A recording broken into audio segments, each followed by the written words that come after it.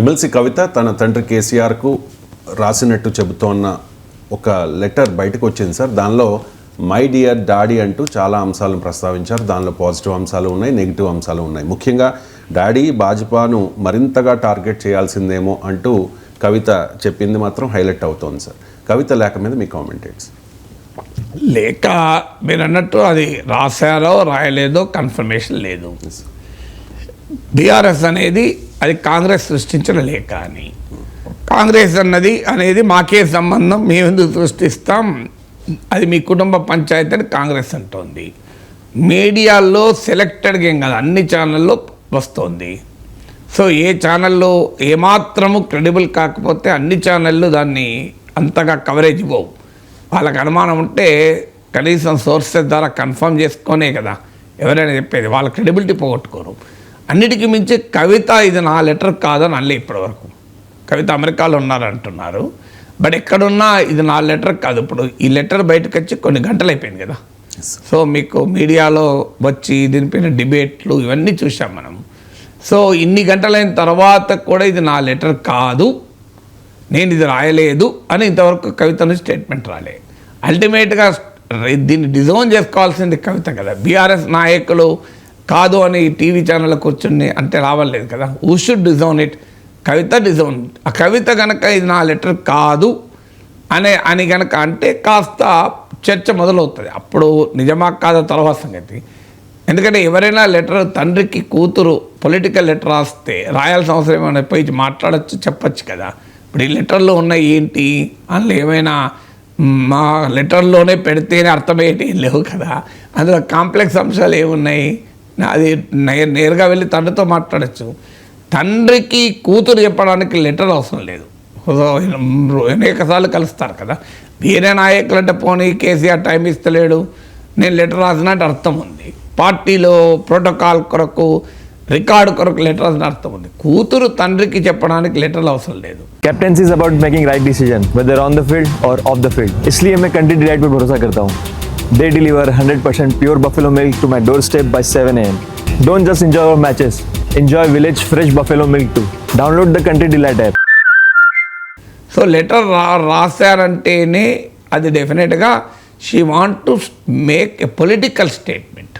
అప్పుడు మాత్రమే లెటర్ రాస్తారు. సో ఆ పొలిటికల్ స్టేట్మెంట్ ఇవ్వదలుచుకున్నప్పుడు ఖచ్చితంగా దాని లీక్ కూడా అవుతుంది. లీక్ కాకపోతే లెటర్ రాయడం వల్ల ఉపయోగం ఏంటి? సో అందువల్ల ఈ కాంటెక్స్ట్ చూస్తే ఈ లెటర్ నిజమే అనే అభిప్రాయం రాజకీయ వర్గాల్లో కలవటానికి నాకున్న సమాచారం ప్రకారం లెటర్ రాసిన మాట అయితే నిజం. కేసీఆర్ డిస్టర్బ్ అయ్యాడన్న మాట కూడా నిజం. ఇక ఇదే లెటర్ ఇంకో లెటర్ ఏమైనా ఉందో నాకు తెలియదు. సో అందువల్ల ఇదే లెటర్ అయ్యి ఉంటే ఆమె కొన్ని అంశాలు రైజ్ చేసిన అంశాలు ఏమీ మనకు తెలియవని అనూహ్యమైనవి ఏమీ లేవు అందులో. The very fact of writing letter అనేదే పొలిటికల్ స్ట్రాంగ్ తప్ప లెటర్లో కంటెంట్స్ ఏమి పెద్ద సంచలనం ఏమున్నాయి? ఇప్పుడు బీజేపీ పైన 2 నిమిషాలు మాట్లాడారు. బీజేపీని ఇంకెక్కువ టార్గెట్ చేయాల్సి ఉండే. ఇది ఏమున్నది, కామన్ పొలిటికల్ ఒపీనియన్ కదా. మీరు కేసీఆర్ బహిరంగ సభ పైన నేను మాట్లాడిన విశ్లేషణలో కూడా ఇదే పాయింట్ చెప్పాను. కేవలం 2 నిమిషాలు బీజేపీ పైన మాట్లాడారు. ఇప్పటికే బీజేపీ బీఆర్ఎస్ పొత్తు పెట్టుకుంటుంది అనే ఊహాగానాలు ఉన్నాయి. భవిష్యత్తులోనైనా దానికి ఇది బలం చేకూర్చింది. ఎమ్మెల్సీ ఎన్నికల్లో కూడా బీఆర్ఎస్ పోటీ చేయకుండా బీజేపీ గెలుపుకు సహకరించింది అన్న విమర్శలు ఉన్నాయి. సో అందువల్ల ఇప్పుడు బీజేపీ పైన 2 నిమిషాలే మాట్లాడడం ద్వారా కేసీఆర్ ఒక రాంగ్ సిగ్నల్ రాంగ్ అనుకుంటే రాంగ్, రైట్ అంటే రైట్ పంపించారు. So is ready for business with BJP అని. అది అలా అనుకుంటే అది ఉద్దేశం అయితే రైట్ సిగ్నల్ ఆయన దృష్టిలో. రాంగ్ సిగ్నల్ ఏంది, పొలిటికల్గా బీజేపీ బీఆర్ఎస్ కలుస్తున్నాయి అన్న మాటే మీకు 2023 ఎలక్షన్స్లో బీజేపీని దెబ్బతీసింది, బీఆర్ఎస్ దెబ్బతీసింది. సో అందువల్ల ఈ పాయింట్ అందరము విశ్లేషించారు. కవిత కొత్తగా లేఖలో చెప్పి సంచలనం సృష్టించింది ఏమీ లేదు. That is a political opinion.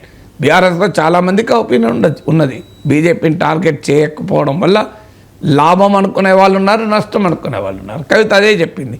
ఇక మిగతా అన్నింటి మీరు వరంగల్ సభ పైన positive and negative.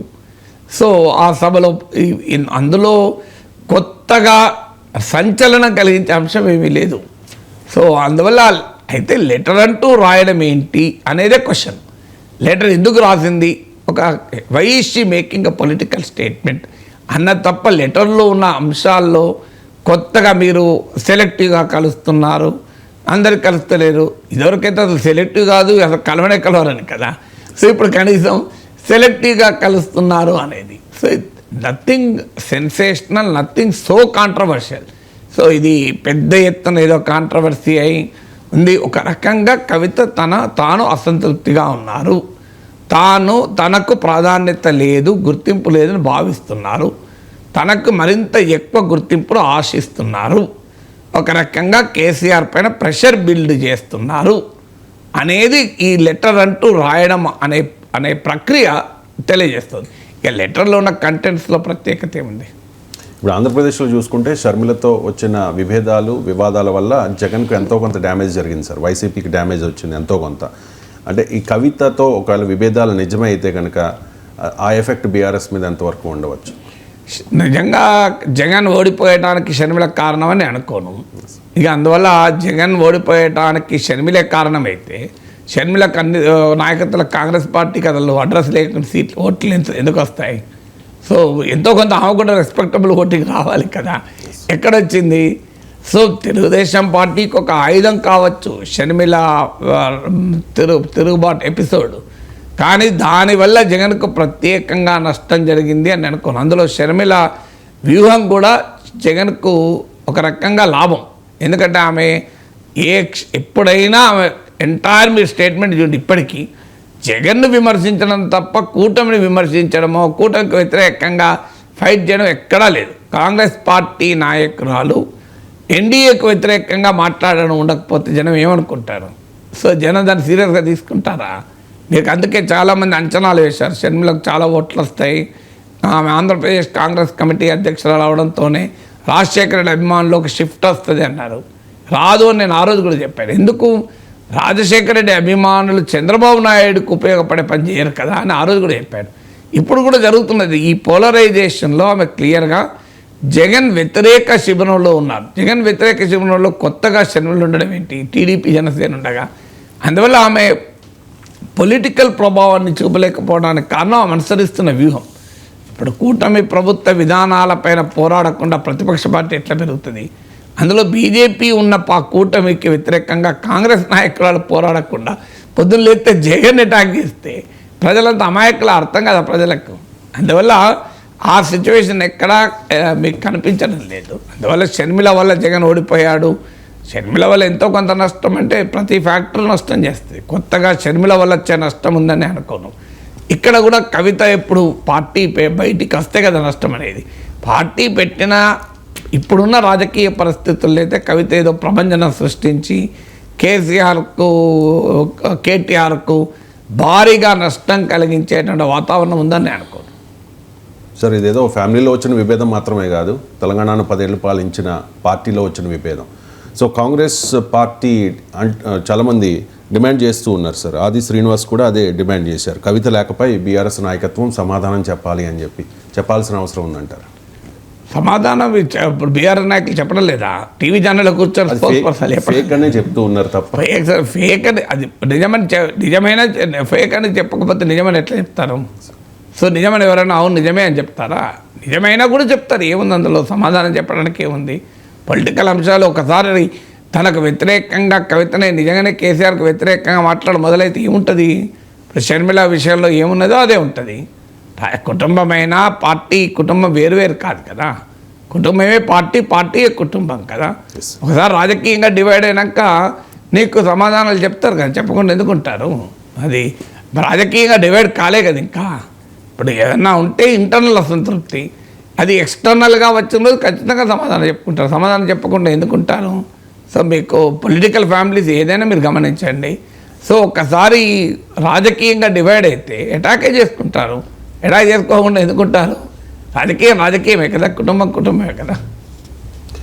And KCR చాలా అగ్రెసివ్గా కామెంట్ చేసేవారు కదా సార్, విమర్శలు చేసేవారు భారతీయ జనతా పార్టీ మీద, మోదీ మీద. కానీ ఆ తర్వాత కవిత అంటూ ఉన్నట్టుగా, అంటే కవిత రాసిన లెటర్లో అంశాన్ని ఎక్కువగా ప్రస్తావించారు కాబట్టి భారతీయ జనతా పార్టీని మీరు టార్గెట్ చేయాల్సింది, వేరే సంకేతం వెళ్తుంది అని చెప్పేసి. కేసీఆర్లో మార్పు వచ్చిన విషయం నిజమే కదా సార్? గతంలో మోదీని చాలా అగ్రెసివ్గా కామెంట్ ఈవెన్ రాజకీయ నాయకులు అవసరాల బట్టి మాట్లాడుతుంటారు. గతంలో మోడీ పైన చంద్రబాబు మాట్లాడలేదా? మరి ఇప్పుడు పొగుడుతలేడా? రాజకీయాల్లో ఏముంటుంది మిత్రమా, వాళ్ళ గతంలో వాళ్ళ రాజకీయ వైఖరులు ఎప్పటికప్పుడు మార్చుకుంటూ ఉంటారు. విశ్లేషకులుగా మనం స్టాండర్డ్ ఉంటాం, కానీ రాజకీయ నాయకులు స్టాండర్డ్ ఎందుకు ఉంటారు? నిన్న తిడతారు, ఇవాళ కలుతారే మళ్ళీ తిడతారు.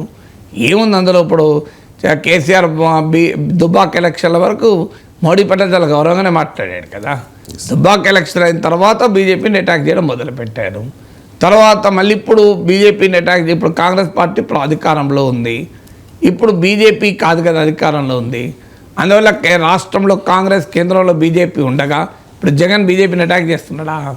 సో జగన్ చేయండి కేసీఆర్ ఎందుకు చేస్తాడనే క్వశ్చన్ ఉంది కదా. అయితే జగన్ కన్నా బీజేపీ అక్కడ ఇష్యూ కాదు. ఇక్కడ ప్రతిపక్ష స్పేస్కు బీజేపీ పోటీ పడుతుంది. కవిత ఎందుకు రైజ్ చేసింది అంశం అంటే, జగన్ కోమో అక్కడ ప్రతిపక్ష స్పేస్లో బీజేపీ లేదు, అధికార కూటమిలోనే బీజేపీ ఉంది. సో అందువల్ల అధికార కూటమిలో బీజేపీ ఉన్నప్పుడు తన ఉనికికి ప్రమాదం కాదు. ఇప్పుడు జగన్ ఉనికికి బీజేపీ ప్రమాదం కాదు, ఎందుకంటే అది తన ప్రత్యర్థి శిబిరంలోనే ఉంది.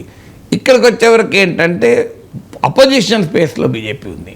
అపోజిషన్ స్పేస్లో బీజేపీ ఉన్నప్పుడు, అంటే కాంగ్రెస్ పార్టీ పట్ల వ్యతిరేకత వచ్చినప్పుడు చాయిస్ ఎవరు? ఇప్పుడు ఆంధ్రప్రదేశ్లో కూటమి పట్ల వ్యతిరేకత వస్తే చాయిస్ జగన్, ఇంకోరు లేరు. అన్లెస్ బీజేపీ పవన్ కళ్యాణ్ కనుక బయటికి వచ్చి వారు అపోజిషన్ స్పేస్లోకి వస్తే తప్ప యాజ్ ఆఫ్ టుడే ఎవరు లేరు. కానీ ఆ తెలంగాణకు వచ్చేవరకు ఏమవుతుంది అంటే, మీకు కాంగ్రెస్ ప్రభుత్వం పట్ల అసంతృప్తి ఉన్నప్పుడు ఆ చాయిస్ అనేది బీఆర్ఎస్ఆ బీజేపీ అని వస్తుంది. మీకు కేసీఆర్ పట్ల అసంతృప్తి ఉన్నప్పుడు చాయిస్ ఎవరు? కాంగ్రెస్ బీజేపీ అని వచ్చింది కదా. బీజేపీ బీఆర్ఎస్తో కలుస్తోంది అన్న భావన వచ్చాక ప్రజలు కేసీఆర్ను ఓడించడానికి రేవంత్ రెడ్డి బెటర్, కాంగ్రెస్ బెటర్ నిర్ణయానికి వచ్చారు. అంతకుముందు బండి సంజయ్ ప్రజా సంగ్రామ యాత్రలు, బండి సంజయ్ ఊపునప్పుడు మీకు బీజేపీయే ప్రత్యామ్నాయమని కూడా ప్రజలు భావించి దుబ్బాక, హుజురాబాద్ జిహెచ్ఎంసీలో ఓట్లు వేశారు కదా.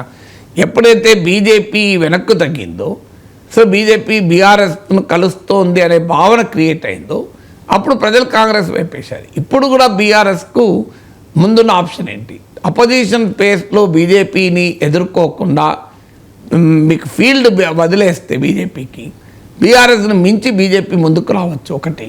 అందువల్ల బీజేపీని ఎందుకు విమర్శిస్తాడు కేసీఆర్ అన్నది ఒక పొలిటికల్ ఒపీనియన్. ఇంకో పొలిటికల్ ఒపీనియన్ ఏంటంటే, ఇప్పుడు ఇద్దరితో పెట్టుకోవడం ఎందుకు? ఇప్పుడు మన ప్రత్యర్థి కాంగ్రెస్ కదా, ఇప్పుడు బీజేపీని అటాక్ చేయడం ద్వారా కాంగ్రెస్తో కుమ్ముక్కు అవుతున్నారన్న భావన ఎందుకు పంపించాలి? ఏం అవసరం వస్తే బీజేపీతో కలవడానికి కూడా స్కోప్ ఉంటుంది కదా అని ఇంకో భావన. రెండు పొలిటికల్ ఒపీనియన్స్ ఉన్నాయి. బట్ ఏదైనా బీజేపీని టార్గెట్ చేయకుండా బీఆర్ఎస్ ఒక రకంగా బీజేపీ పట్ల సానుకూల సంకేతాలు కేసీఆర్ పంపించాడు. ఆ సానుకూల సంకేతం పంపించడం లాభమా నష్టమా అని భిన్నాభిప్రాయాలు ఉండొచ్చు. కవిత కనుక ఈ లేఖ రాసి ఉంటే ఆమె అభిప్రాయం నష్టమని. అంటే నేను మిమ్మల్ని జోస్యం చెప్పమని అనడం లేదు. లోక్సభ ఎన్నికలకు ముందు కూడా ఈ చర్చ వచ్చింది, బీజేపీ అండ్ బీఆర్ఎస్ పొత్తు పెట్టుకుంటాయేమో, అటువంటి ప్రతిపాదన కూడా వచ్చింది అని చెప్పేసి. ఏదైనా జరిగే అవకాశం ఉందా సార్ ఆ రకంగా? దేశంలో కాంగ్రెసేతర పార్టీలు, కమ్యూనిస్టులు మినహా ఏ పార్టీతోనైనా బీజేపీ పొత్తు పెట్టుకోవచ్చు. ఏముంది అందులో? ఇప్పుడు దేశంలో ఏ పార్టీ పెట్టుకోలేదు. అంటే మనకు బీజేపీతో పొత్తు పెట్టుకొని పార్టీ అంటే ఒకటి ఆర్జేడీ, నాకు గుర్తున్నంత వరకు. భారతదేశంలో ప్రతి ప్రాంతీయ పార్టీ పొత్తు పెట్టుకున్నదే. వైసీపీ, వైఎస్ఆర్ కాంగ్రెస్ పార్టీ, బిజు జనతాదళ్, బీఆర్ఎస్లు పొత్తు పెట్టుకోలేదు. కానీ పరోక్షంగా బీజేపీ పట్ల సానుకూల వైఖరి కదా. వైఎస్ఆర్ కాంగ్రెస్ పార్టీ అవిశ్వాస తీర్మానానికి వ్యతిరేకంగా ఓటేశాయి కదా. ఇక అంతకంటే మించింది ఏముంటుంది? పొత్తులాగానే కదా. ఇప్పుడు మోడీ ప్రభుత్వం పైన అవిశ్వాస తీర్మానం పెడితే దానికి వ్యతిరేకంగా ఓటేశారంటే ఎవరి పట్ల విశ్వాసం ప్రకటించారు? బీజేపీ పట్ల విశ్వాసం ప్రకటించిందే కదా. అందువల్ల మీకు దేశంలో ప్రాంతీయ పార్టీలు ఏవైనా వాళ్ళు అనుసరించేటువంటి వైఖరి ఇదే. బీజేపీ పట్ల అవసరమైతే కలుస్తారు, తమకు ప్రమాదం అనుకున్నప్పుడు కలవరు. వాళ్ళకేం సైద్ధాంతిక వ్యతిరేకత ఏముంది బీఆర్ఎస్కు? బీజేపీ పట్ల సైద్ధాంతికంగా వ్యతిరేకంగా ఉండి బీజేపీతో కలవకూడదు అని వాళ్ళకి ఏమన్నా రాసి పెట్టుకున్నారా సిద్ధాంతం? సో అందువల్ల అది ఆ కలవరన్న గ్యారంటీ ఉన్నది. అసలే మా ఇక దారాలు మూసేసాం టీడీపీ కానీ అమిత్ షా అన్నాక దారాలు బద్దలు కొట్టి తీసుకోలేదా? అసలు ఆఖరికి అసలు దేశానికి మోడీయే ప్రమాదము, భార్యకి ఏం చేయలేనోడు దేశానికి ఏం చేస్తాడని భయంకరంగా మోడీని విమర్శించిన చంద్రబాబు ఇప్పుడు మోడీ పోవడం లేదా? అసలు పోలవరాన్ని ఏటీఎంగా మార్చుకున్నాడు చంద్రబాబు అని చెప్పి విమర్శించిన మోడీ, నువ్వు వెన్నుపోటుదారుని, మీ మామకు వెన్నుపోటు పొడిచావు అని తీవ్రంగా విమర్శించిన ఇప్పుడు చంద్రబాబు నాయుడుతో మోడీ కలవడం లేదా? ఏముంది రాజకీయాలకు, వాళ్ళకి అవన్నీ వదిలేసుకుంటారు, అవన్నీ వదిలేసుకుంటేనే రాజకీయాలు.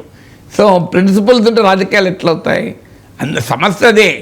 సమస్య వాళ్ళు తిట్టినప్పుడు మనం తిట్టాలి, వాళ్ళు మెచ్చుకున్నప్పుడు మనం మెచ్చుకోవాలని మన విశ్లేషకులు కూడా అనుకుంటారు. మీ విశ్లేషకులకు ప్రిన్సిపల్స్ ఉంటాయి. నాలంటే వాడికి నేను మాట్లాడితే ఒకటే మాట్లాడతాను. 34 ఏళ్ళుగా నా విశ్లేషణ చూస్తే నా విశ్లేషణలో తేడా ఏమీ లేదు. అది దాని మెరిట్ బట్టి మాట్లాడతాను తప్ప ఓ రోజు తిట్టుడు, ఓ రోజు మెచ్చుకుండు, ఎవరో పొగుడు, ఓ రోజు ఇష్టమైనట్టు మాట్లాడి ఎప్పుడు చేయలే. రాజకీయ పార్టీలు చేస్తుంటాయి వాళ్ళకి అలవాటు కనుక. అందువల్ల బీఆర్ఎస్ కలవదని నేను ఎట్లా చెప్పగలుగుతాను? సో కాంగ్రెస్ ఇతర పార్టీ దేన్నైనా బీజేపీ కలుపుకోవచ్చు, వాళ్ళు కలవచ్చు. కలుస్తుందా లేదా అనేది స్థానిక రాజకీయ పరిణామాలపైన, పరిస్థితులపైన ఉంటుంది.